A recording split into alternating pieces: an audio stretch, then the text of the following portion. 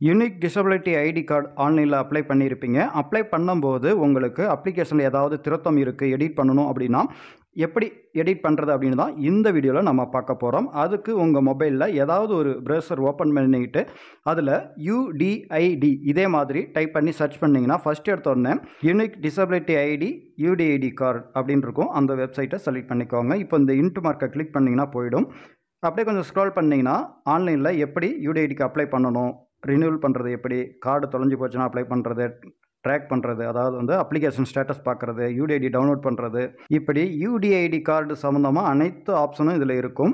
இப்போ நாம் வந்து எடிட் பண்ணுறதுக்கு இந்த இடத்துல பாருங்கள் லாகின் இருக்கு இல்லையா, அதை செலக்ட் பண்ணிக்கலாம். செலக்ட் பண்ணிவிட்டு இப்போது அப்ளிகேஷன் ஆன்லைனில் அப்ளை பண்ணதுக்கப்புறம் அப்ளிகேஷன் டவுன்லோட் பண்ணியிருப்பீங்க. அதில் பாருங்கள் இந்த இடத்துல என்ரோல்மெண்ட் நம்பர் இருக்கும். அந்த நம்பரை வந்து இந்த ஃபஸ்ட் பாக்ஸில் என்டர் பண்ணிக்கோங்க. நெக்ஸ்ட்டு பார்த்தீங்கன்னா உங்களுடைய டேட் ஆஃப் பர்த் ஆதார் கார்டில் எப்படி இருக்குதோ அதே மாதிரி அந்த டேட் ஆஃப் பர்த் என்டர் பண்ணிக்கோங்க. இல்லைனா யூடிஐடி அப்ளை பண்ணும்போது எந்த டேட் ஆஃப் பர்த் கொடுத்தீங்களோ அந்த டேட் ஆஃப் பர்த் அந்த இடத்துல கொடுத்துடணும்.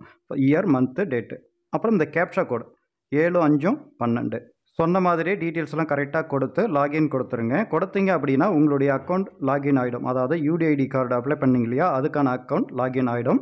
இங்கே உங்கள் ஃபோட்டோவோட அனைத்து விவரங்களும் இதிலே இருக்கும். உங்களுடைய name, date of birth, address, இப்படி எல்லா விவரங்களும் இதிலே கொடுத்துருப்பாங்க. ஆனால் எடிட் பண்ணுறதுக்கு அப்படியே கொஞ்சம் மேலே வந்தீங்கன்னா இந்த இடத்துல அப்டேட் பர்சனல் ப்ரோஃபைல் அந்த ஆப்ஷனை செலக்ட் பண்ணிக்கலாம். அதன் வழியாக தான் நம்ம போயிட்டு நம்மளுடைய அப்ளிகேஷனை எடிட் பண்ண போகிறோம்.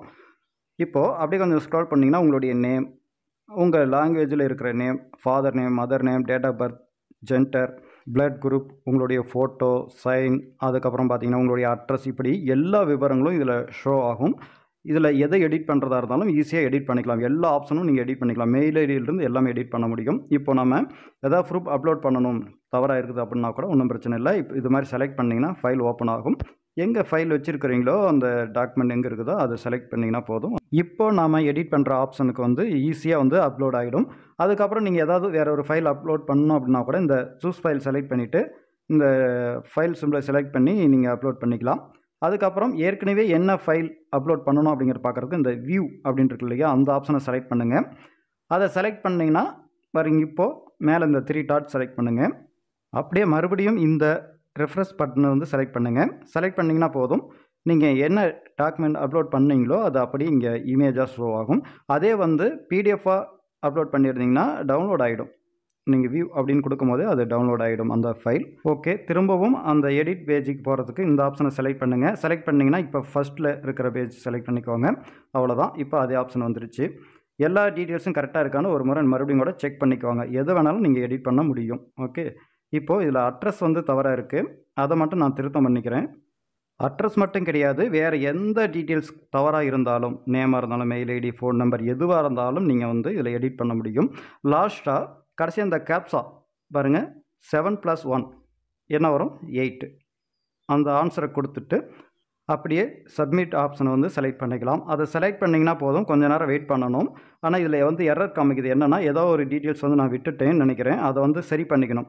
அதில் பார்த்தீங்கன்னா இந்த டீட்டெயில்ஸ்லேயே கீழே ரெட் கலரில் காமிக்கும். உங்களுக்கு எங்கே தவறாக இருக்குதோ அங்கே வந்து இந்த ஆப்ஷனுக்கு கீழே ரெட் கலரில் காமிக்கும். அதை மட்டும் நீங்கள் எடிட் பண்ணிவிட்டு மறுபடியும் இந்த கேப்ஷா டைப் பண்ணி சப்மிட் கொடுத்துருங்க. ஓகே, எடிட் பண்ணிட்டோம்.